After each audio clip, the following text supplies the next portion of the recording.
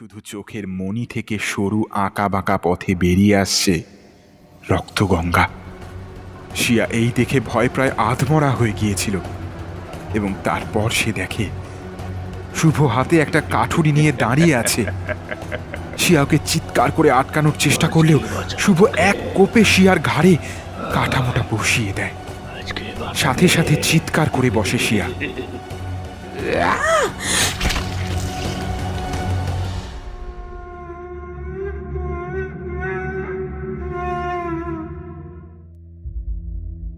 Fiction হান্টের সমস্ত গল্প সবার আগে শুনতে সাবস্ক্রাইব করুন আমাদের ইউটিউব চ্যানেলটিকে।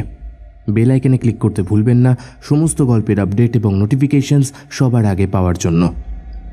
আপনারা বেল আইকনে ক্লিক করছেন তো?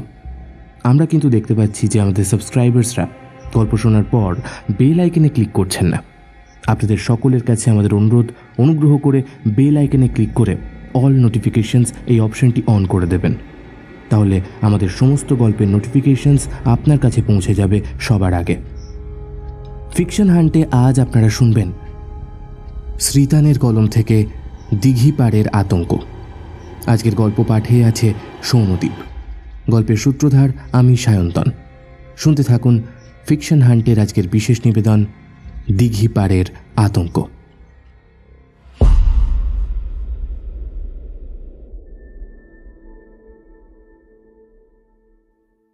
কলেজ শেষ হওয়ার পরে 5 বন্ধু একসাথে চায়ের দোকানে বসে আড্ডা দিচ্ছে। 5 বন্ধু একসাথে আছে প্রাথমিক স্কুল থেকে উচ্চ মাধ্যমিকের গণ্ডি পার পর্যন্ত। এমনকি ওদের পড়ার বিষয়ও ছিল এক। আপাতত সবাই বাঁকুড়া মেডিকেল কলেজে ইন্টার্নশিপ করছে। 5 বন্ধুর মধ্যে 3 জন ছিল ছেলে এবং বাকি 2 জন মেয়ে হলো শিয়া এবং ঈশা। এবার মাসের শেষে তো বেশ অনেকগুলো ছুটি পাওয়া গেছে। কোথাও থেকে একটা ঘুরে আসলে হয় না? হ্যাঁ, কোথায় অনেক দিন রে? দিয়েছে তো মাত্র 6 দিন ছুটি। এতে আবার তুই সিমলা যাওয়ার প্ল্যান করছিস নাকি? আরে না রে বাবা, আরে অত দূরে যেতে গেলে তো মোটামুটি 3-15 সময় লাগবে। অত সময় কে দেবে? আর সেটা আমাদের এই জোড়ি নিশ্চয়ই দেবেও না। তো নিজের ঘুরতে যাওয়ার প্ল্যান নিজের কাছেই রাখ। তার চেয়ে বরং আমি বাড়ি গিয়ে ল্যাড খাবো। আগে না ম্যাডাম, সেই কাজটি হচ্ছে না। এই 6 দিন চল আমরা সবাই মিলে এখানকার লোকালে কোথাও গিয়ে ঘুরে আসি। চ। এই জানিস, অনন্যা বলছিল প্রতাপনগর বলে একটা খুব সুন্দর জায়গা আছে এখানে। ওখানে গেলে ভালো হয় না? এই জানিস, অনন্যা বলছিল প্রতাপনগর বলে একটা খুব সুন্দর জায়গা আছে এখানে। ওখানে গেলে ভালো হয় না? এলেন আমার রাজপুত্র। আমি যে একটা কথা বলে উদ্ধার করলাম, তার কি হবে? শিয়া ভালোই বুঝতে পারে এদের এভাবে ছাড়লে চুলোচুলি হয়ে যেতে পারে। তাই আর বেশি রিস্ক না নিয়ে ওদের থামানোর জন্য বলে ওঠে, আচ্ছা হয়েছে, প্রতাপনগরই ফাইনাল। আমরা সেখানেই যাচ্ছি, কেমন? কি রে আর্য, রাজি তো? হ্যাঁ, এতে আমার কোনো সমস্যা নেই। রাজ তো পারলে এখনই এইভাবে দৌড় মারবে প্রতাপনগরের দিকে। কিরে রাজ, ঠিক বলছি তো? না, একদম ভুল কথা বলছিস। ভাট না ওকে বল যাবি কিনা। আরে তোর মুখ একেই পেঁচাদের মতন। প্লিজ ভাই, আর এটাকে পেঁচার অধম বানাস না। আরে তোর মুখ একেই পেঁচাদের মতন। প্লিজ ভাই, আর এটাকে পেঁচার অধম বানাস না। আর হ্যাঁ, তোরা সবাই যখন যাচ্ছিস তখন আমি একা বাড়ি গিয়ে কি করব? ঠিক আছে, তাহলে আজ থেকে 2 সপ্তাহ পর আমরা সকলে মিলে প্রতাপনগরের দিকে রওনা দেবো, কেমন? আর হ্যাঁ, সবাই কিন্তু ঠিকঠাক টাইমে দেখা করবি, নয়তো আমি সবার ঘাড় মুটকে দেব। আরে হ্যাঁ রে বাবা, তাই হবে। এবার চল রুমে যাই, কাল আবার সকাল সকাল ডিউটি আছে আমার। হ্যাঁ চল। ঘুরতে যাওয়ার সব প্ল্যান ফিক্স করে যে যার পিজির দিকে রওনা দেয়। ওরা সকলেই বেশ আনন্দের সাথে কটা দিন কাটিয়ে আসবে ভাবলেও আদতে কি সত্যি ওদের দিনগুলো ভালো কাটবে? ধুর, দেখ 6টা বেজে গেল, কিন্তু এই রাজটার কোনো পাত্তাই নেই। ভাল লাগে না ছাতার মাথা। দেখ, হয়তো অ্যালার্ম বন্ধ করে দিব্যি ঘুমোচ্ছে মহারাজ। আরে আমি ওকে কাল রাত্রিবেলায় কল করলাম, ওকে বলে রাখলাম যে তাড়াতাড়ি উঠবি ঘুম থেকে। তখন ও কত বড় বড় বাতেলা মারলো যে ও নাকি খুব পাংচুয়াল আর ঠিক টাইমে সবার আগে হাজির হবে। আর দেখ, এই ওর পাংচুয়ালিটির নমুনা। শুভর কথার মাঝেই রাজ এসে হাজির হয়। বেচারা পিজি থেকে দৌড়াতে এসেছে, তা ওকে দেখলেই বোঝা যায়। আরে বিশ্বাস কর তোরা, আমি অ্যালার্ম দিয়েই শুয়েছিলাম, কিন্তু কেন জানি না শুনতেই পেলাম না আওয়াজটা। নাকি অ্যালার্মটা বাজলো না, কে জানে, বোধহয় বাজিনি, জানিস তো। থাক থাক হয়েছে, আর বাতিলা না মেরে চল তাড়াতাড়ি, নয়তো ট্রেন ছেড়ে দেবে। তারপর দেখবো প্রতাপনগরের বদলে আবার পিজিতেই ফেরত চলে এসেছি। আর বেশি কথা না বাড়িয়ে ওরা স্টেশনে যায়। ট্রেন মোটামুটি ঠিকঠাক সময়তেই এসেছে, তবে ট্রেনে প্রচণ্ড ভিড় হওয়ায় ওরা কোনো রকমে ঠেলে ঠুলে উঠেছে। দুটো বসার সিট পাওয়াতে ঈশা আর সিয়া গিয়ে বসে পড়ে। আর্য আর রাজ দুজন ওদের পাশে দাঁড়িয়ে যায়। সবাই মিলে গল্প করতে করতে যাচ্ছিল, হঠাৎ সিয়া খেয়াল করে শুভ এক কোণে চুপচাপ দাঁড়িয়ে আছে। মুখটা কিরকম যেন শুকনো শুকনো লাগছে। সিয়া নিজের জায়গায় রাজকে বসতে দিয়ে শুভর পাশে গিয়ে দাঁড়ায়। শুভ এক মনে কেমন যেন বাইরের দিকে তাকিয়েই আছে। ওর পিছনে যে কেউ আছে তা যেন ওর খেয়ালই নেই। এই সময় সিয়া ওর গায়ে ঠেলা দিয়ে ওকে ডাকে, এবং তখনই শুভর যেন এক প্রকার হুঁশ ফিরে আসে। আমি কি করছি সেটা পরের কথা, তার আগে বল তোর কি হয়েছে? এরকম ভাবে বাইরের দিকে তাকিয়ে এক মনে কি দেখে চলেছিস বলতো? আমার আবার কি হবে? ওই কিছু হয়নি তো। বেকার মিথ্যে বলে কি হবে? তোর মিথ্যে কথা বোঝাই যাচ্ছে, তাই বলে ফেল ঝপঝপ, কি হয়েছে? আমি মিথ্যে কথা বলছি? হ্যাঁ, আসলে ওই মিথ্যে বলার অভিনয় তুই একদমই পটু নোস, তাই বলে ফেল। বল না, কি রে, সে কখন থেকে তো জিজ্ঞেস করছি। আরে তেমন কিছুই না। তাহলে কেমন কিছু? আসলে আসলে কোকোর জন্য মন কেমন করছে। কোকো? ও আচ্ছা, তোর এই কুকুরটা, তা কি হয়েছে ওর? আসার সময় কিছুতেই আমাকে ছাড়তে চাইছিল না। আসলে ও এই রকমটা কখনোই করে না, তাই আরও মনটা কেমন একটা করছে। আরে আসলেও তোকে ছাড়া থাকবে তো এই কটা দিন, তাই হয়তো একটু মন খারাপ করছিল, বুঝলি? না রে, ব্যাপারটা ওরকম না। আমি কলেজ গেলে তো আমাকে ছাড়াই থাকে ও।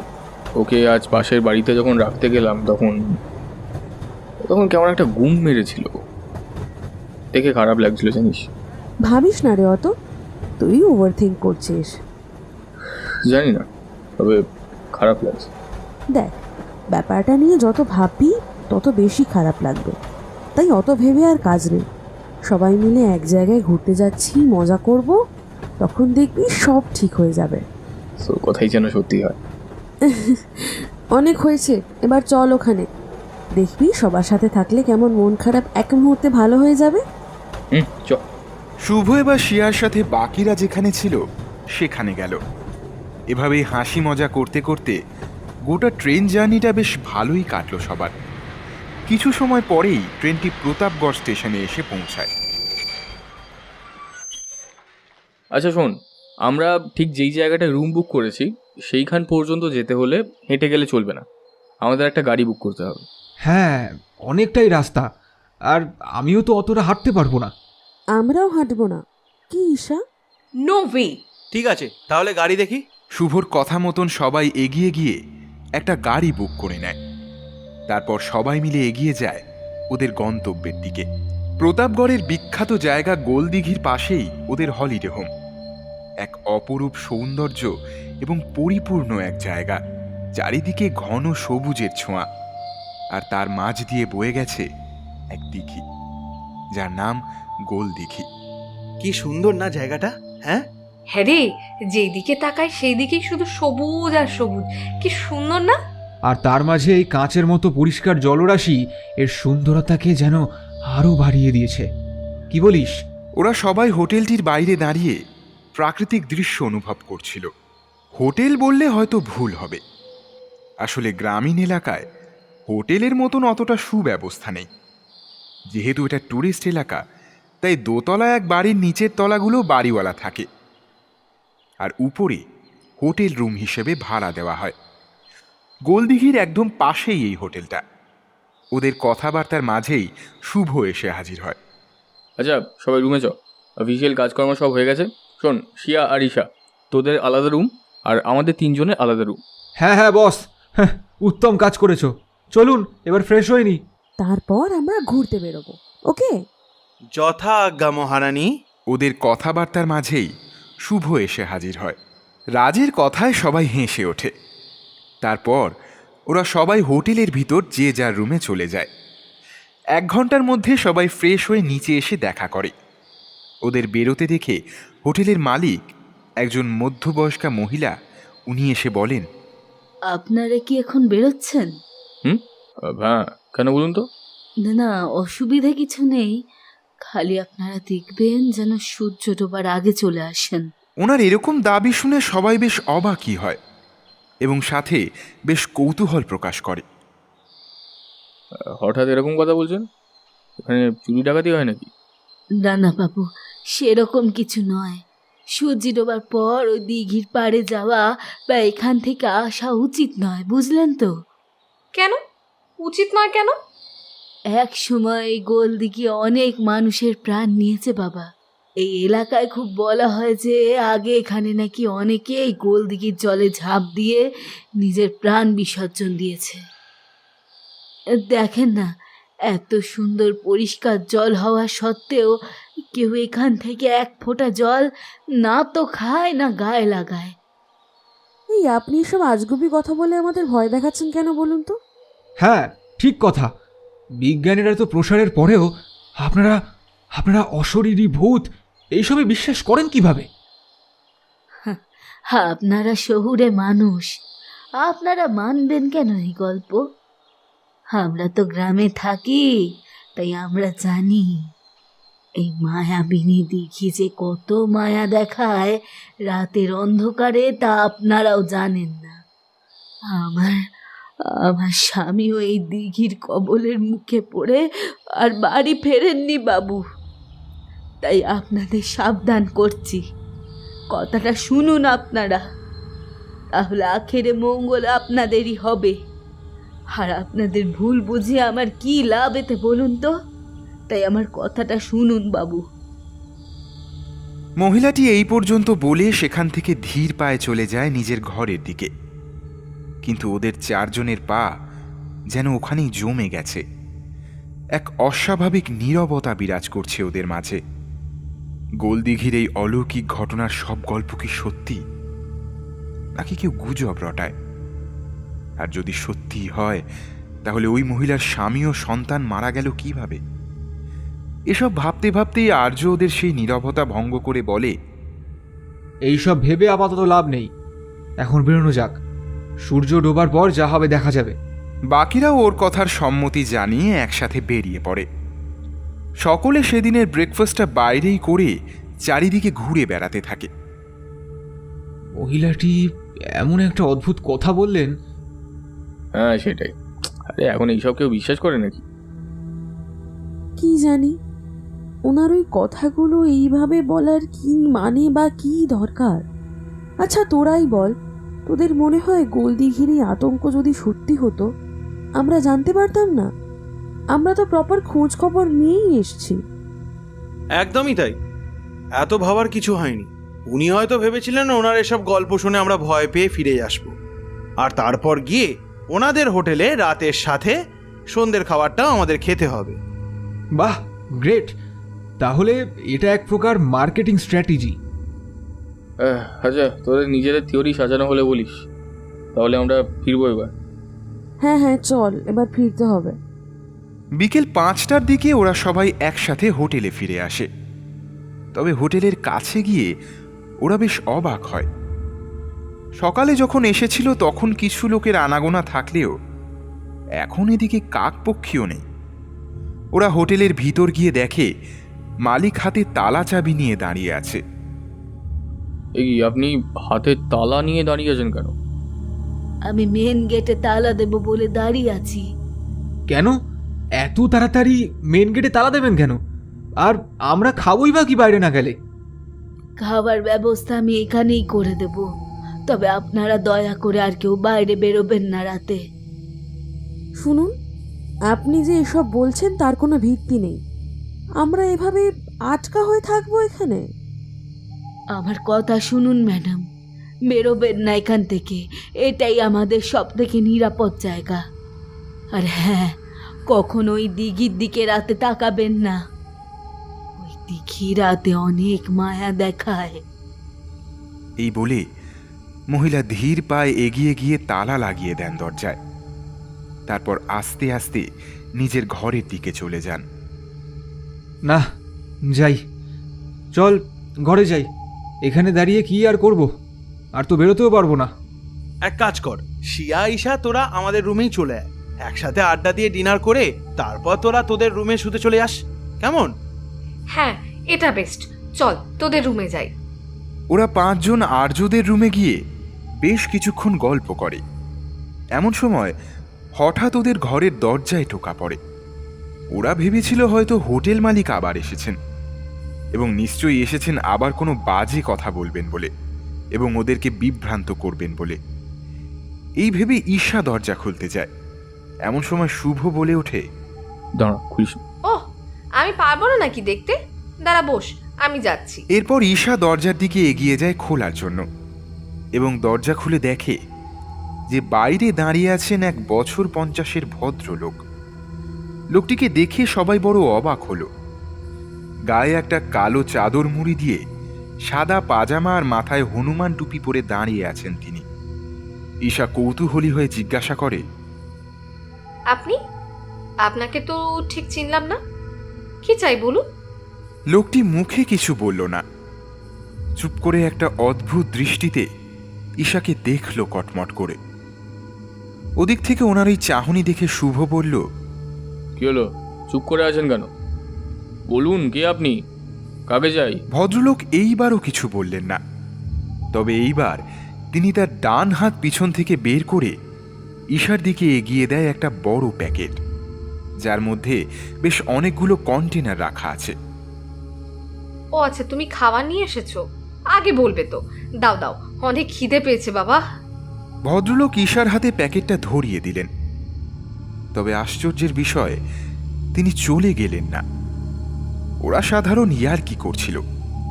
এমন সময় লক্ষ্য করল উনি এখনো দাঁড়িয়ে আছেন।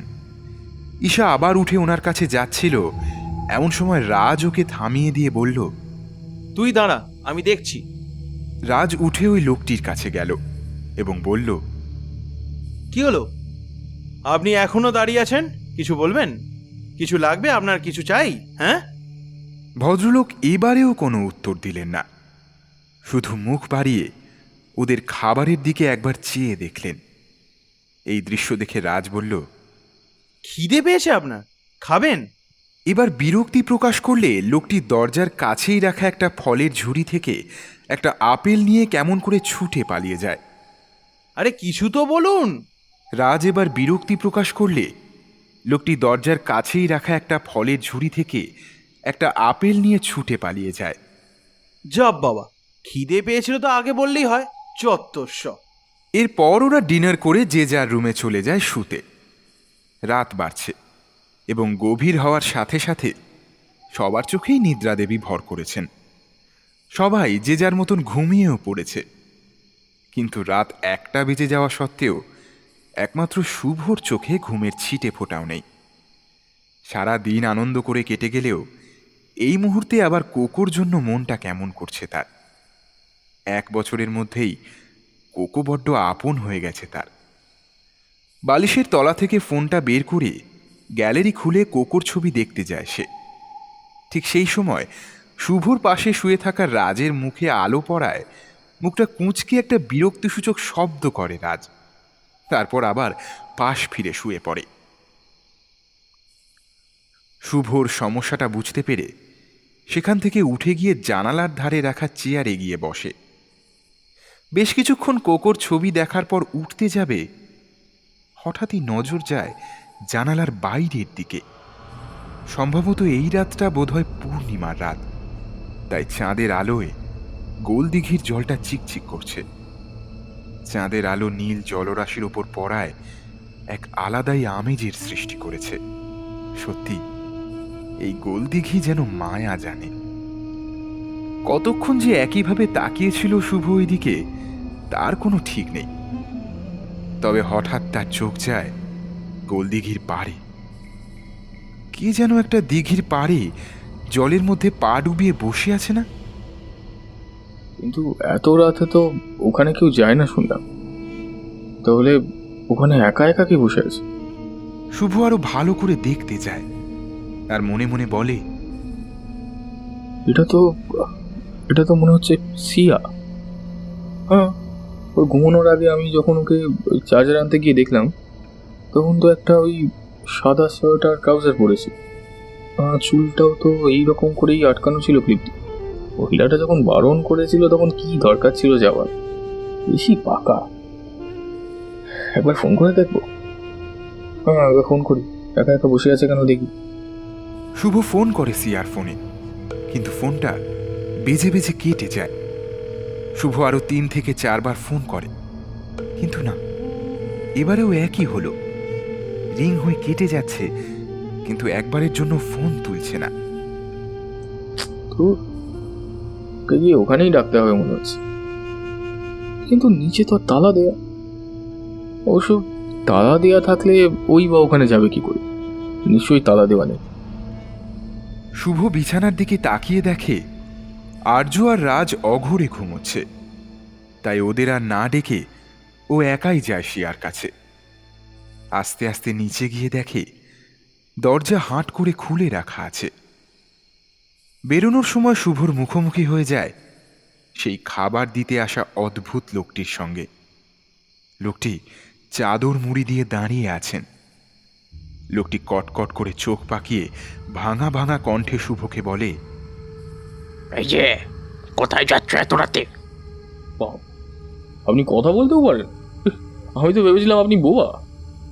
চুপ, এটা মস্করা করার সময় নয় ছোকরা। যাও যাও যাও, ঘরে যাও এক্ষুনি ঘরে যাও। এইখানে টাকা ঠিক নয়। না, আমি কোথাও যাচ্ছি না। আমি আমি বাইরে যাব। আমার বান্ধবী বাইরে আছে, তাকে আনতে। বান্ধবী কোথায়? শিয়া ওই গোলদিঘির পাড়ে দেখলাম বসে আছে। আচ্ছা, ওখানে কি নেটওয়ার্ক নেই? গোলদিঘি? না, ওখানে যেও না। ওখানে কেউ যায় না, কেউ নেই ওখানে। মানেটা কি? আরে আমি দেখেছি ওপর থেকে ওখানে শিয়া বসে আছে। আপনি কি সব বকছেন? হ্যাঁ, তুমি যাকে দেখেছো সে তোমার বান্ধবী নয়। মানে কে সে? ওর মতো একই জামা পরে? সেই যশোরীটি, সেই গোলক দিদির পরে বসে থাকে সে পা ঝুলিয়ে। শুভ মনে মনে ভাবল শিয়াকেই সে পা ঝুলিয়ে বসে থাকতে দেখেছিল, কিন্তু ওটা যে শিয়া নয়, অন্য কেউ, সেটা বিশ্বাস করা এত সহজ নয়। শিয়ার মুখ স্পষ্ট দেখেছে ওই পাশ থেকে। তাই শুভ এসব কথাকে আজগুবি বলে মেনে নেয়। এই শুনুন, অনেকক্ষণ ধরে আপনার অনেক বাজে কথা শুনেছি। আমার বান্ধবী বাইরে আছে, আমি ওকে আনতে যাব। আপনি আর একটাও কথা বলবেন না। আপনি আমাকে আটকাতে পারবেন না। যেও না, ভালো কথা বলছি, যেও না। শুভ কোনো কথা না শুনে গোলদিঘির দিকে এগিয়ে যায়। অন্যদিকে লোকটি কি করবে না ভেবে ওর পিছু পিছু যায়। গোলদিঘির পাড়ের কাছাকাছি গিয়ে শুভ একবার দাঁড়িয়ে দেখে শিয়া এখনো ওখানেই আছে। পিছন দিক থেকে সেই লোকটি তখনও ডাক দিয়ে বলে, আমার কথা শোনো, যেও না ওখানে। ওই গোলক দিঘি তোমাকে ক্রাশ করে নেবে, যেও না। শুভ বিরক্ত হয়ে বলে, আরে তুমি কি দেখতে পাচ্ছ না নাকি শিয়া ওখানে বসে আছে? ওই দেখো। না বাবু, ওখানে কেউ নেই বাবু, কেউ নেই ওখানে, যাবেন না আপনি। শুভ লোকটির কথা শুনে ভ্রু কোঁচকাল এবং পিছনে ফিরে আবারও একবার শিয়া আছে কিনা দেখবার জন্য মাথা ঘোরাবে, এমন সময় তাকে পিছন থেকে কে যেন একটা ঠেলে দেয় এবং সে নিচে মাটিতে পড়ে যায়। মাটিতে পড়ে যাওয়ার পর মুখ তুলে শুভ দেখে যে ওই লোকটির আর কোনো পাত্তা নেই। চারিদিকটা কেমন যেন থমথমে হয়ে আছে। শুভ ধীরে ধীরে উঠে দাঁড়ায় আর দেখে গোলদিঘির পাড়ে তখনও শিয়া বসে আছে।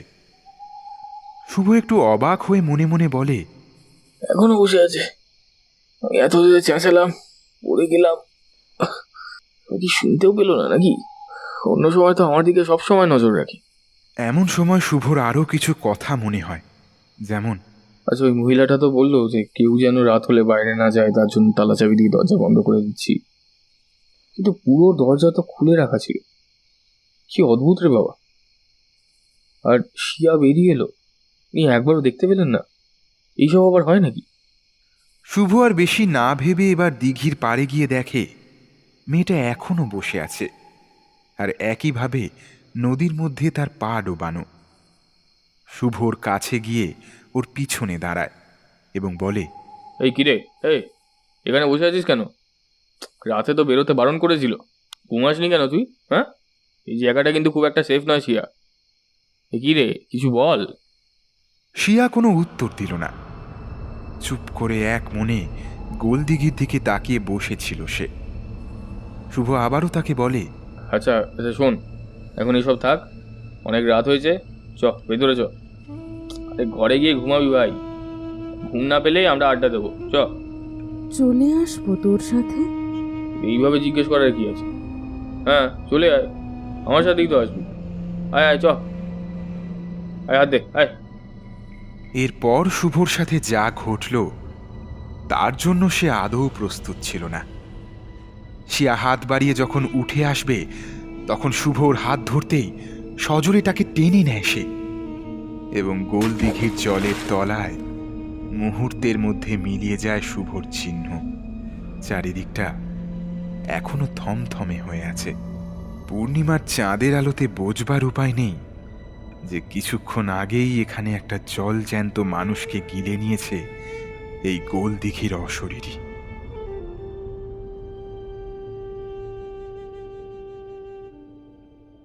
এর পরদিন সকালবেলা ঘুম থেকে উঠে চোখ খুলেই রাজ পাশ ফিরে দেখে বিছানায় শুভ নেই। ঘুম ঘুম চোখে উঠে বসে ফোন হাতে নিয়ে দেখে তখন সকাল 9টা বাজে। রাজ আর্যকে ডাকে ঘুম থেকে ওঠার জন্য, কিন্তু সে এক ডাকে সাড়া দেয় না। তাই রাজ আর্যকে ঠেলা মেরে ডাকে, এই আর্য ওঠ না, এই আর্য ওঠ না ভাই, 9টা বেজে গেল, আর কতক্ষণ ঘুমাবি, ওঠ। উফ, আরে দাঁড়া না, একটু ঘুমোতে দে না, কলেজ তো নেই আজ, একটু শান্তিতে ঘুমোতে দে না ভাই। আরে শুভ নেই ঘরে, দেখ না একবার উঠে। আরে এতে ভাবার কি আছে, দেখ না, হয়তো বাথরুমে আছে বা অন্য কোথাও, ওর তো সকালে ঘুম থেকে ওঠার অভ্যেস আছে। আরে তুই যা, আমাকে ঘুমোতে দে। আর্যর কথায় রাজ গিয়ে দেখে বাথরুম ফাঁকা, ভিতরে কেউ নেই। আরে না রে ভাই, ভিতরেও নেই, দেখছি। আচ্ছা তাহলে একটা ফোন কর, বা ঈশানদের সাথে আছে দেখ, জ্বালাতন করিস না আমায়। রাজ প্রথমে শুভকে ফোন করে। না, ফোন লাগছে না, নট রিচেবল বলছে। একবার ওদের ঘরে দেখি।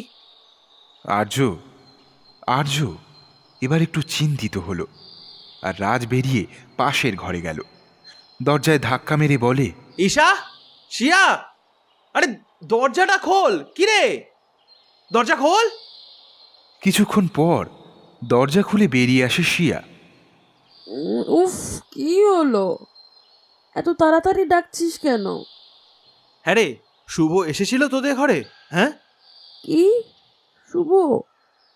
শুভ এখানে আসতে যাবে কেন? ঘুম থেকে উঠে দেখলাম পাশে নেই, তারপর বাথরুমেও নেই, তাই ভাবলাম। ও না, ও তো এখানে আসেনি রে। তবে ও গেল কোথায়? কালও অনেক চুপচাপ ছিল জানিস, আমি জিজ্ঞেস করেছিলাম তখন বলল কোকোর জন্য মন খারাপ। মন খারাপ? কোকোর জন্য? আচ্ছা ঠিক আছে, তোরা ঘরে থাক, আমি আসছি। হ্যাঁ, নেই নেই মানে কি? সকাল সকাল কর্পূরের মতো উবে গেল নাকি ছেলেটা? দাঁড়া দাঁড়া, একবার ফোন করে দেখি। রাজ ফোন হাতে নিয়ে শুভর নম্বরটা ডায়াল করে ফোনটা কানে দিয়ে জানালার পাশে এসে দাঁড়ায়। আর ঠিক তখনই হুট করে ওর চোখ যায় গোল দিঘির পাড়ে। ও দেখে শুভ দিঘির পাড়ে দাঁড়িয়ে আছে আর মাথা নিচু করে জলের মধ্যে কিছু একটা দেখছে। রাজ কান থেকে ফোনটা নামিয়ে কলটা ডিসকানেক্ট করে দেয়। আর্য রাজকে ওভাবে হাঁ করে জানালার দিকে তাকিয়ে থাকতে দেখে জিজ্ঞেস করে, কিরে কিরে কি হলো? ফোন তুললো না শুভ? শুভ দিঘির পাড়ে কি করছে এত সকালে? হ্যাঁ, কি ভাট বকছিস? সকাল সকাল দিঘির পাড়ে ও কি করতে যাবে? ভাট বকছি না, আমার কথা বিশ্বাস না হলে দেখবি আয়। আর্য রাজের কথা মতন ওর পাশে জানালার কাছে গিয়ে দেখে সত্যি সত্যি শুভ দাঁড়িয়ে আছে দিঘির পাড়ে, আর মাথা নিচু করে বিভোর হয়ে জলের মধ্যে কিছু একটা দেখছে। চল তো দেখে আসি, পাগলটা ওভাবে জলের মধ্যে কি দেখছে। হ্যাঁ চল। আর্য আর রাজ দুজনে হোটেল থেকে বেরিয়ে দিঘির পাড়ে এসে দেখে শুভ এখনো দাঁড়িয়ে আছে, আর জলের মধ্যে তাকিয়ে কেমন যেন মিটিমিটি হাসছে, আর কিছু বলছেও বিড়বিড় করে। আর্যর পাশে গিয়ে ডাকে, কিন্তু শুভ কোনো সাড়া দেয় না। শুভ, এই শুভ, এখানে কি করছিস দাঁড়িয়ে? শুভ, কিরে? আর্য এবার ওর কাঁধ ধরে একবার ঝাঁকিয়ে দিতেই শুভ এমনভাবে চমকে ওঠে যেন ওই দুনিয়াতেই ছিল না এতক্ষণ, এক আলাদা জগতে বাস করছিল। তুই এমন করলি, আমি তো ভয় পেয়ে গেলাম ভাই। আচ্ছা রে ছাগল, তুই আগে বল, তুই এখানে দাঁড়িয়ে জলের মধ্যে কি দেখছিলি এতক্ষণ ধরে? আর এত সকালে এখানে এলি বা কেন?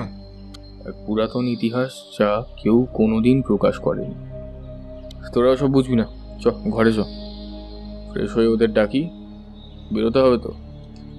হ্যাঁ ঠিক বলেছিস, চল এবার, বেলা হয়ে গেল অনেকটা। এই বলে ওরা একসাথে 3 জন বন্ধু হোটেল রুমে গিয়ে ফ্রেশ হয়ে একসাথে 5 জন মিলে ঘুরতে বেরিয়ে যায়। আজকে ওরা আরেকটু দূরে যায় ঘোরাঘুরি করতে।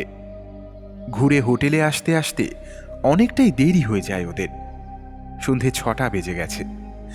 আজকেও হোটেলে ফিরে যথারীতি একই দৃশ্য দেখতে পায় ওরা। আশেপাশে পুরো নিস্তব্ধ, আর হোটেলের মহিলাটি হাতে তালা চাবি নিয়ে দাঁড়িয়ে রয়েছেন।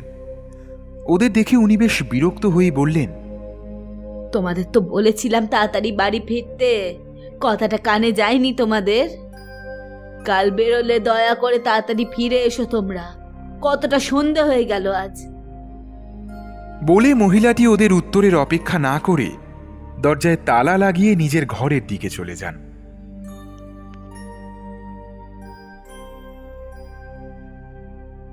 কি অদ্ভুত না মহিলাটা! সত্যি তাই, একেবারে কাঠখুট্টা। আসলে বর নেই তো, তাই মুখে মধু দেবার লোক নেই।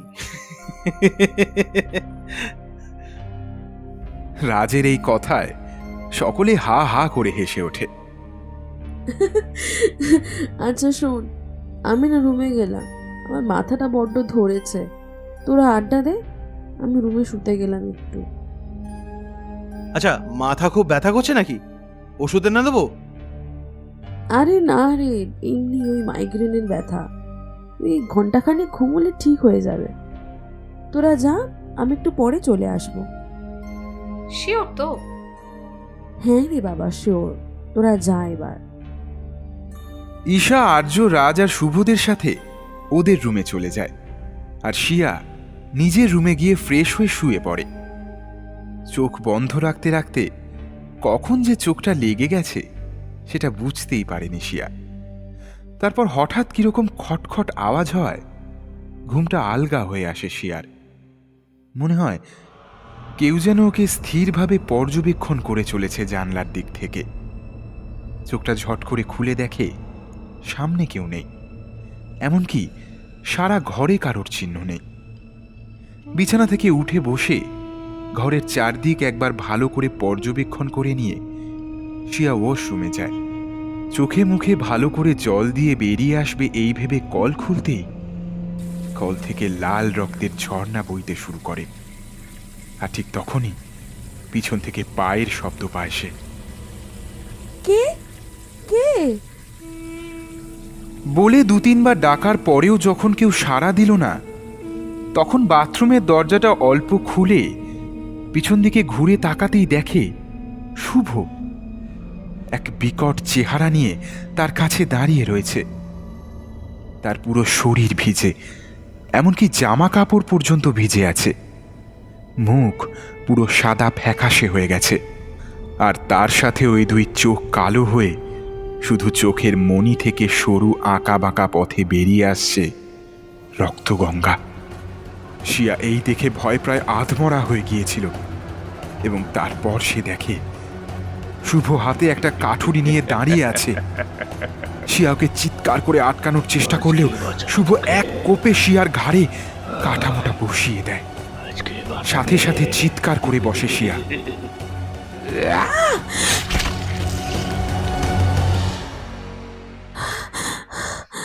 কিন্তু এ কি?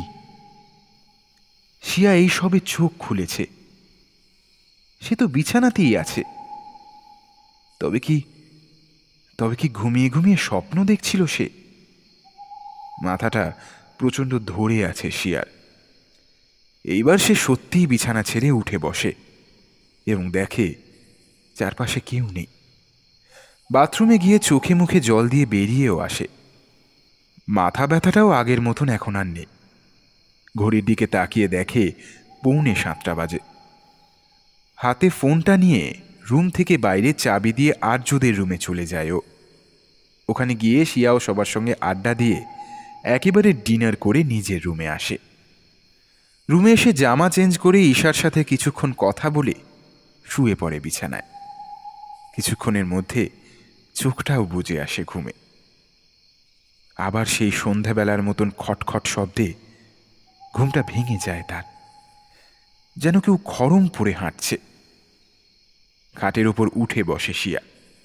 সিলিংয়ের পাখাটা ফুল স্পিডে ঘুরলেও যেন গায়ে কোনো রকমই হাওয়া লাগছে না তার।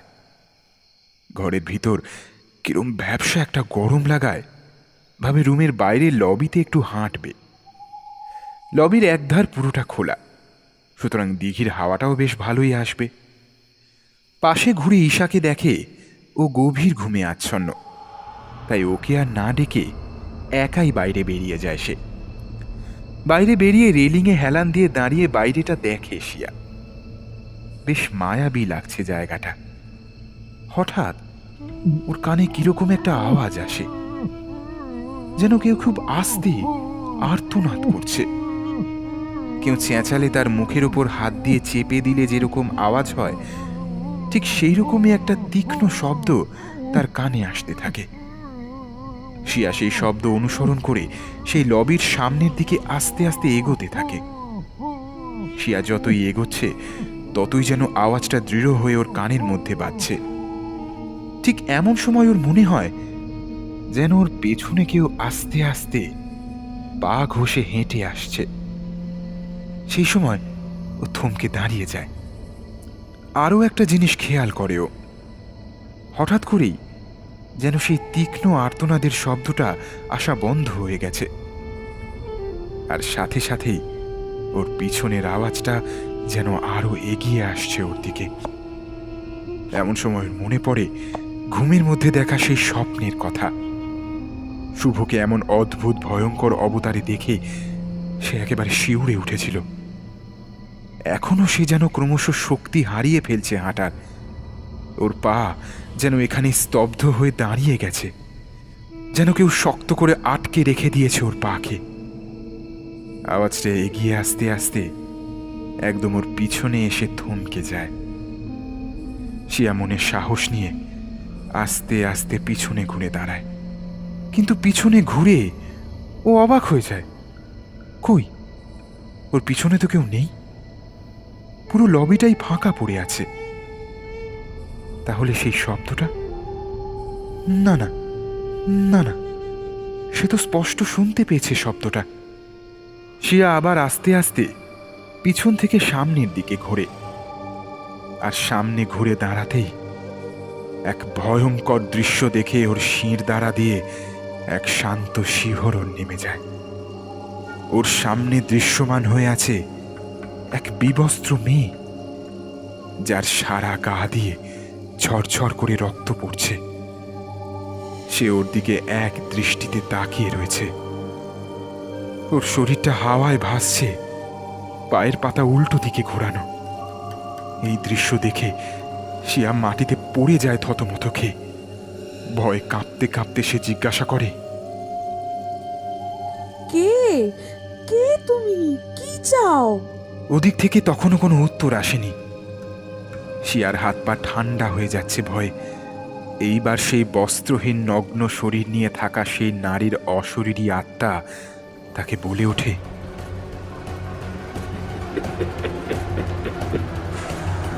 মুক্তি চাই।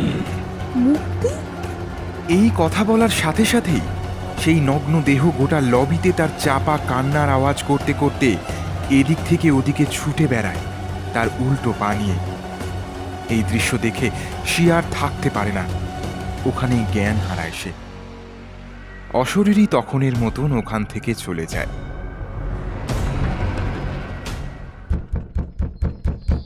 তারপর পরদিন সকালে হঠাৎ দরজার মধ্যে জোরে টোকা দেওয়ার আওয়াজে আজও ঘুম ভেঙে যায় আর্যর। আর্য কানের ওপর বালিশ চাপা দিয়ে ঘুমানোর চেষ্টা করলেও তা সম্ভব হয় না। আর্য, এই আর্য, রাজ, শুভ, দরজাটা খোল প্লিজ, প্লিজ দরজাটা খোল, খুব আর্জেন্ট। ঈশার গলার জোর আওয়াজ পেয়ে আর্য তড়িঘড়ি করে বিছানা ছেড়ে উঠে পড়ে। আর্য দৌড়ে গিয়ে দরজা খোলে। এই আর্য, তাড়াতাড়ি চল, দেখ সিয়া লবিতে জ্ঞান হারিয়ে পড়ে আছে আর ওর গা জ্বরে পুড়ে যাচ্ছে। কি বলছিস? লবিতে কি করছিল আর জ্বরে গা পুড়ে যাচ্ছে মানে? জানি না রে, কাল তো আমরা একসাথেই শুয়েছিলাম, তারপর জানি না ও কখন বাইরে গেল আর কিভাবে গেল, কিভাবে ও বাইরে জ্ঞান হারিয়ে পড়ে গেল সেটাও বুঝতে পারছি না। এত জ্বর গায়ে মেয়েটার, কি যে করি। প্লিজ তুই চল। হ্যাঁ, চল। আর্য সাথে সাথে ঈশার সঙ্গে যায় এবং গিয়ে দেখে শিয়া সত্যি ওখানে পড়ে আছে জ্ঞান শূন্য হয়ে। আর্য ওকে কোলে তুলে নিয়ে ঈশার রুমের বিছানায় গিয়ে শুইয়ে দেয় ওকে। কিচ্ছু জানি না রে, বললাম তো, আমি সকালে উঠে দেখি ও আমার পাশে শুয়ে নেই, আমি রুম থেকে বেরিয়ে দেখি ও এভাবে লবিতে পড়ে আছে।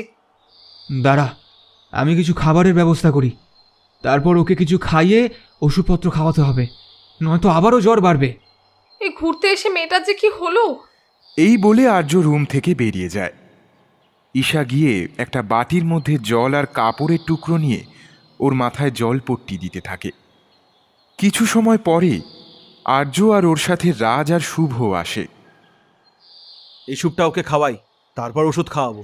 ঈশা আর রাজ ওকে ধরে বসায় আর আর্য ওকে স্যুপ আর ওষুধ খাইয়ে দেয়।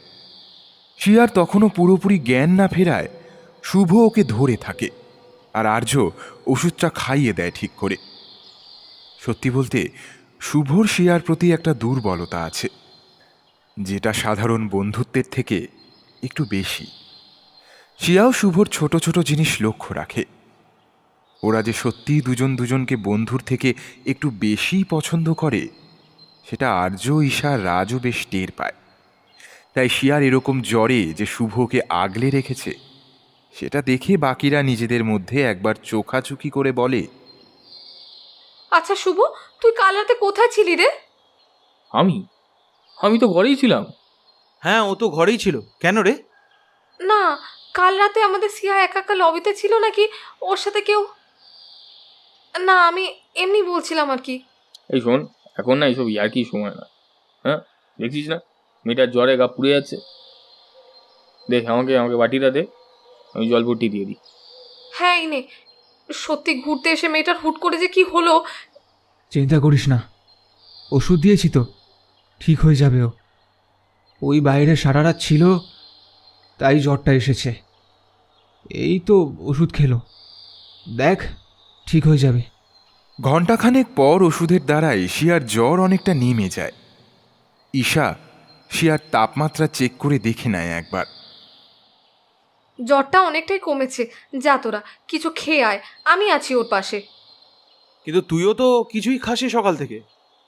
তোরা খেয়ে নে, তারপর আমার জন্য না হয় খাবার নিয়ে আসিস, আর সিয়ার জন্য আনিস কিন্তু। ঈশার কথায় সম্মতি জানিয়ে ওরা তিনজনে বেরিয়ে যায় ওখান থেকে। ঈশা ওদের সবার সাথে কথা বললেও শুভকে দেখে কেমন যেন খটকা লাগে ওর। কিরকম চুপ হয়ে বসে আছে যেন, ওর মুখে কেমন একটা গম্ভীর ভাব। ঈশার এইসব ভাবনার মাঝেই শিয়ার জ্ঞান ফিরে আসে। ও ভালো করে জায়গাটাকে দেখে নিজের অবস্থান বোঝবার চেষ্টা করে। আস্তে আস্তে ওর আগের রাতের কথা মনে পড়ে এবং সেই ফ্ল্যাশব্যাক চোখের সামনে ভেসে ওঠে। তারপর হঠাৎ করে চেঁচিয়ে উঠে বলে,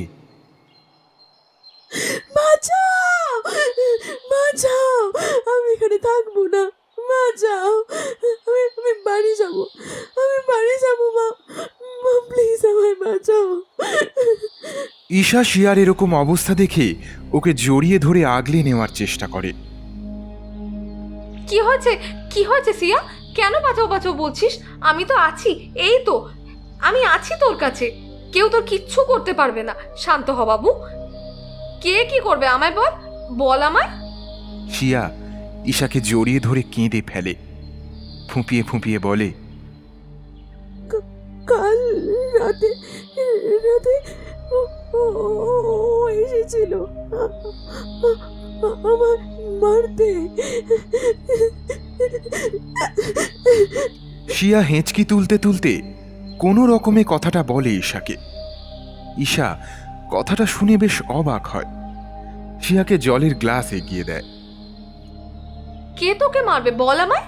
ওই ওই মেয়েটা কি বিভৎস রকমের দেখতে। কোন মেয়ে? কাকে? কাকে কিরকম দেখতে? সব খুলে বল আমায়। তুই কাল ওখানে গেলেই বা কি করে? মেয়েটা নগ্ন অবস্থায় ছিল। কি নগ্ন? কে কে?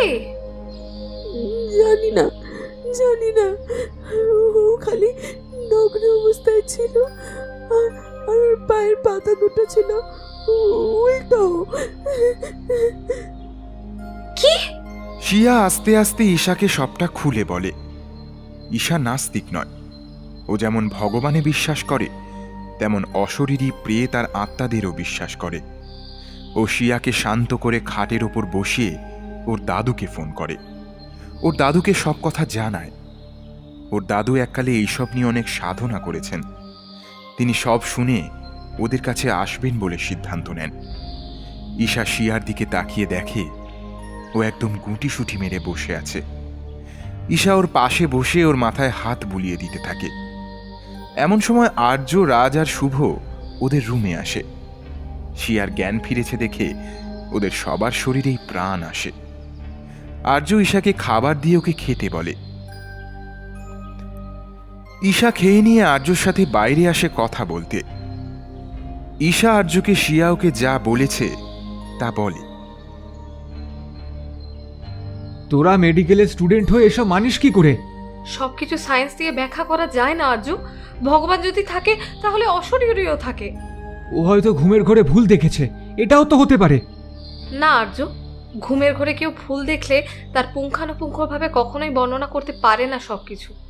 আর তুই বল না, ঘুমের ঘরে কেউ যদি কিছু দেখে ওভাবে জ্ঞান হারিয়ে ফেলে, আর অত ধুমঝড় আসে কখনো? আর্য কোনো উত্তর না দেওয়ায় ঈশা আবারও বলে, কি হলো এবার? কোথায় গেল তোর সব যুক্তি? বল। শোন, দাদু আজ বিকেলের মধ্যেই চলে আসবে। ততক্ষণ শুভ আর সিয়াকে আমাদের দুজনকেই দেখে রাখতে হবে। সিয়াকে নয় বুঝলাম যে দেখে রাখতে হবে, কিন্তু শুভর কি হলো আবার? তুই খেয়াল করে দেখিসনি হয়তো ও কিরকম অদ্ভুত আচরণ করছে। কালকে আমরা এত ঘুরলাম, এত আনন্দ করলাম, কিন্তু দেখেছি আমি ও কিরকম আমাদের থেকে আলাদা আলাদা থাকছিল। তো এতে কি প্রমাণ হয়? হয় অনেক কিছুই প্রমাণ হয়। এখন এসব নিজে বেশি ঘাটাঘাটি না করে যেটা বললাম সেটা কর। তারপর দাদু আসছেই, দাদু সব ঠিক দেখে নেবে। এই বলে ওরা ঘর থেকে বেরোতে যাবে, এমন সময় হঠাৎ শিয়া আবার কি সব বিড়বিড় করে বলছে শুনতে পায় ঈশা।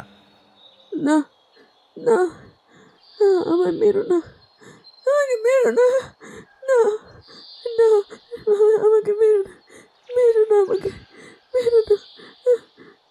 কে কে মারবে তোকে? আমার মনে হয় সেই অশরীরী ওকে এখনো ভর করে আছে, জানিস? কিন্তু কিন্তু মেরো না মেরো না কেন বলছে? দাঁড়া, ওকে একটু মাথায় জল পট্টি দিই। হ্যাঁ হ্যাঁ হ্যাঁ, দাঁড়া, আমি তোকে হেল্প করছি। ঈশা শিয়ার মাথায় জলপট্টি দেয়। আর তারপরেই তাদের সাথে যা ঘটল তার জন্য ওরা কেউই প্রস্তুত ছিল না। মাথায় জলপট্টি দিচ্ছে এমন সময় ঈশা দেখে শিয়ার চোখ মুখ কেমন যেন ফ্যাকাশে হয়ে আসছে।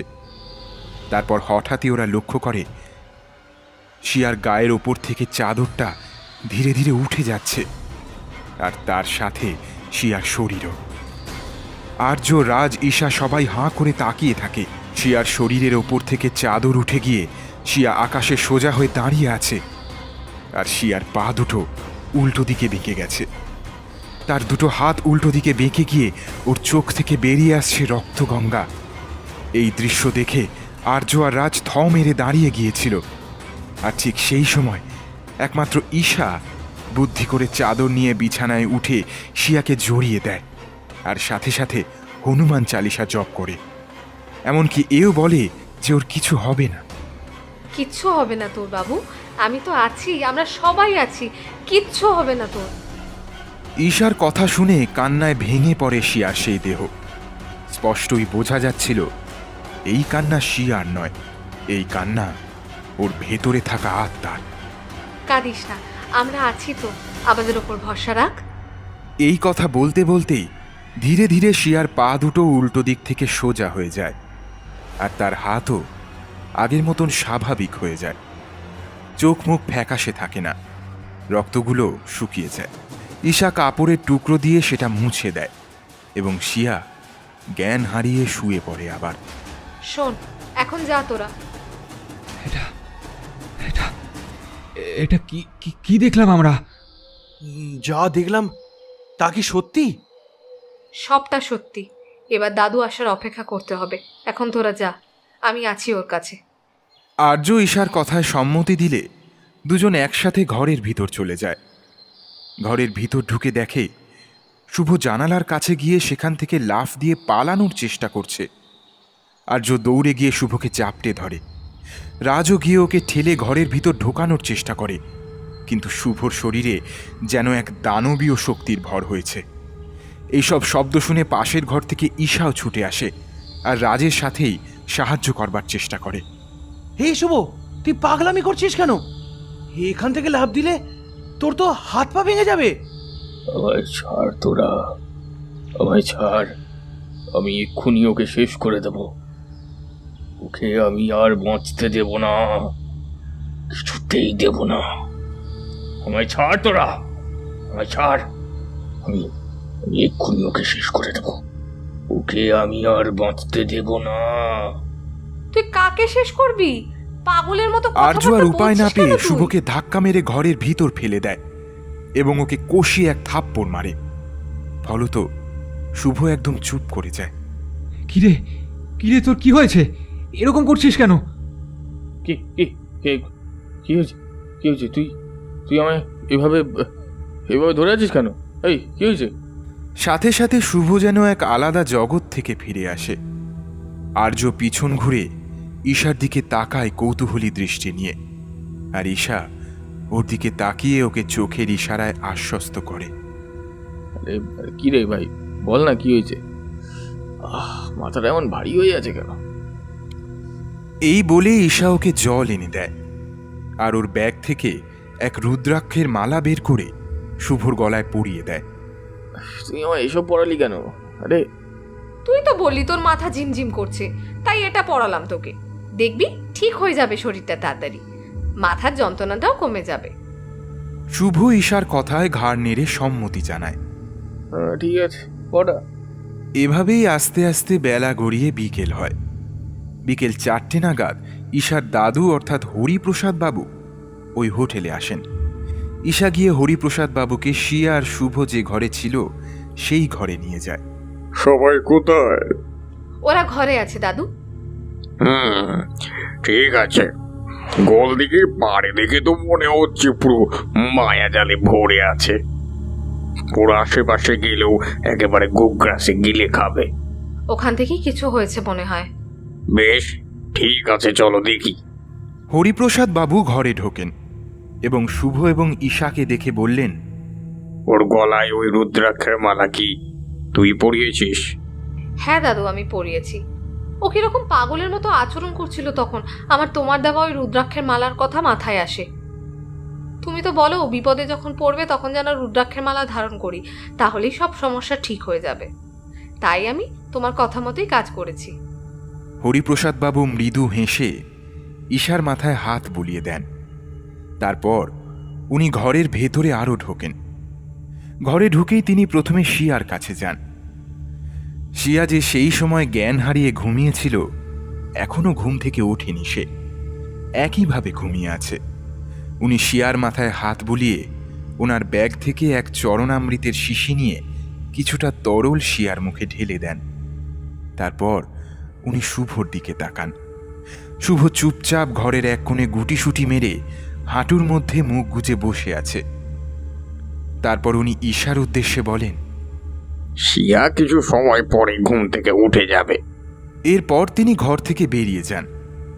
আর্য আর রাজ এবং সাথে ঈশাকেও আসতে বলেন।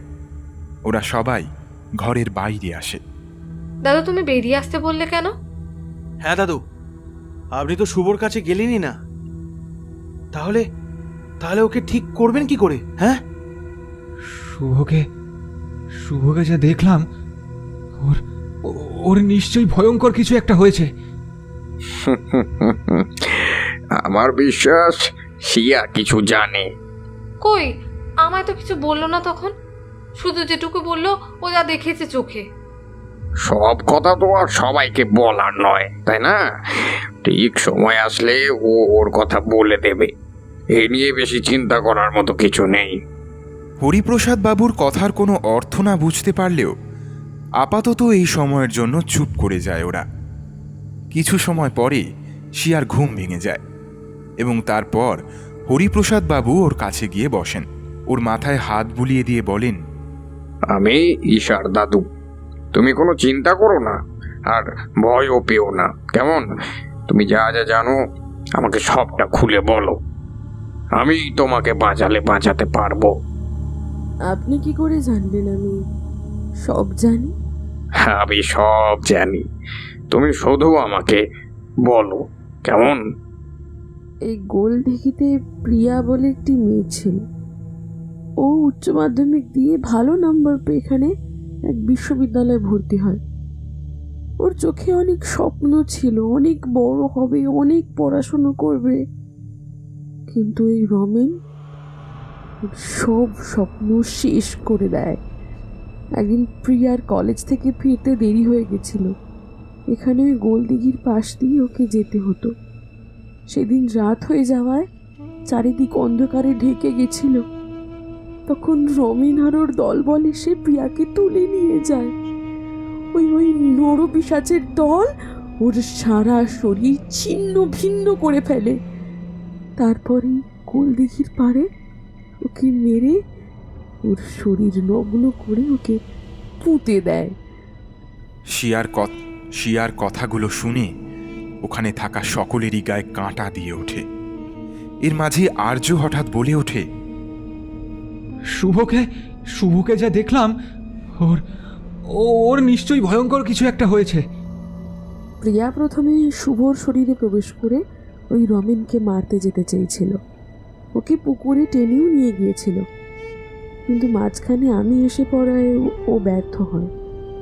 কিন্তু আমার কোনো ক্ষতি করেনি। আমায় নিজের আসল রূপ দেখিয়ে সব কথা বলতে এসেছিল, কিন্তু আমি ভয় অজ্ঞান হয়ে যাওয়ায় কিছু বলতে পারিনি। তাহলে শুভর কি হবে? শিয়া তো বললো যে রমেনকে ধরতে হবে, তাহলেই শুভ ঠিক হয়ে যাবে। কিন্তু এই রমেনকে পাবো কোথায়? সে এই বাড়িতেই আছে। মানে? মনে আছে এই বাড়ির মালিক ওই মহিলা বলেছিল ওনার স্বামী নাকি মারা গেছেন? আসলে ওনার স্বামী মারা যাননি, উনিই রমেন। অর্থাৎ উনি তার স্বামীকে লুকিয়ে রেখেছেন। কি? ওই মহিলা? ওনাকে আমার আগেই সন্দেহ হয়েছিল। উনি খুব ভালো করেই জানতেন যে আমরা যদি জেনে যাই তাহলে ওনার ব্যবসাটা লাঠে উঠবে। হ্যাঁ, এবার রমেনকে ধরতেই হবে, না হলে আমাদের শুভ ঠিক হবে না। কিন্তু আমরা ওকে ধরবো কি করে? প্রিয়ার বাড়ি গেলেই আমরা সব প্রমাণ পেয়ে যাব। বাড়ি? তাহলে আমরা এখনই যাই? হ্যাঁ, এখনই যেতে হবে। তুই থাক, আমি আর আর্য যাই। শিয়ার শরীরটা খারাপ, আর শুভ তোকে এই অবস্থায় যেতে হবে না, আমরাই যাচ্ছি। হ্যাঁ, তোকে যেতে হবে না। চল চল তাহলে আমরাই বেরোই। শিয়ার কথা মতন ওরা প্রিয়ার বাড়ি যায়। সেখানে প্রিয়ার মা ছিল। আর্য আর রাজ ওনাকে সব কথা খুলে বলে। সব শুনে প্রিয়ার মা জানায়, সবই তো বুঝলাম বাবা, কিন্তু আমার কাছে তো প্রমাণ সেরকম কিছুই নেই। কিছু তো নিশ্চয়ই থাকবে। হ্যাঁ, রমেনকে যেটা থেকে শাস্তি দেওয়া যায়। প্রমাণ বলতে ওই ঘটনার পর আমার মেয়েটার জামা কাপড় পাওয়া যায় দিঘির পাড়ে, তবে ওটা তো প্রমাণ নয়। আর হ্যাঁ, ওর স্ত্রী আমার বাড়ি একদিন এসেছিল আমাকে টাকা দিতে। টাকা? কেন? টাকা কেন? আসলে ওর বরের হাতের কেটে যাওয়া রক্ত ওই জামায় লেগেছিল। পুলিশকে তখন ঘুষ দিতে পারেনি, আমাকে প্রাণের ভয় দেখিয়ে টাকা দিতে এসেছিল। আমি টাকা নিইনি, কিন্তু সেদিনের একটা ভিডিও আমার ছেলের কাছে আছে। ও কেন রেখেছিল আমি জানি না। বলেছিল মা সময় আসবে, সেদিন সব ঠিক হবে, সবার সব প্রমাণ কাজে আসবে, দিদির অপরাধীদের শাস্তি হবে। আজ বুঝতে পারছি তোমরাই সেই দূত, যারা আমার মেয়েটার ওপর হওয়া অন্যায়ের ন্যায় বিচার করবে। এই কথা শুনে দুজনেই অল্প মুচকি হেসে বলে, আপনার ছেলে একদম ঠিক কথা বলেছিল। আপনি আপনি চিন্তা করবেন না, আমরা আছি, সব ঠিক হবে। হ্যাঁ, আপনি শুধু ভরসা রাখুন। এরপর ওখান থেকে ওরা দুজন যথাযথ প্রমাণ নিয়ে সেটা পুলিশকে দেখিয়ে ওদের বিরুদ্ধে এফআইআর করে। ওই রমেন আর ওনার স্ত্রী দুজনকেই পুলিশ গ্রেপ্তার করে এবং হোটেলটাও বন্ধ করে দেয়। এরপর কেটে গিয়েছে 6 মাস। আজ ওদের 5 জনেরই খুব আনন্দের দিন। আজ প্রিয়ার কেসের শেষ হিয়ারিং। আজকেই রমেন এবং তার স্ত্রীর সাজা হবে, এবং ঠিক তাই হয়ও। কোর্টে ওদের যাবজ্জীবন কারাদণ্ডে দণ্ডিত করা হয়, আর তার সাথেই প্রিয়ার আত্মারও মুক্তি ঘটে। সেই দিন রমেন এবং তার স্ত্রীকে পুলিশ ধরে নিয়ে যাওয়ার পর শুভর শরীরের থেকেও চিরকালের মতনই প্রিয়ার আত্মা বেরিয়ে যায়। তবে হ্যাঁ, শুভর সেই দিনের পর থেকে স্বাভাবিক জীবনে ফিরতে বেশ কিছুদিন সময় লাগলেও সে ফিরতে পেরেছে। আজ ওরা সবাই যে যার জীবনে খুশি, আর তার সাথে এক অচেনা মেয়ের পরিবার এবং তার আত্মাকেও জাস্টিস দিতে সক্ষম ওরা।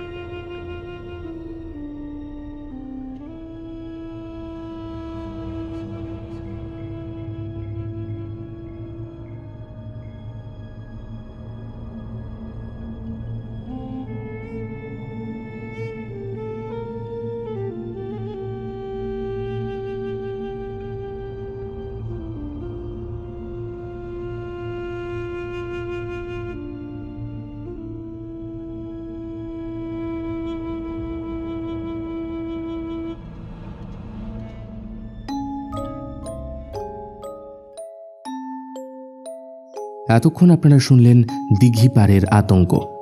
রচনা শ্রীতান। আজকের গল্প পাঠে ছিল সৌম্যদীপ।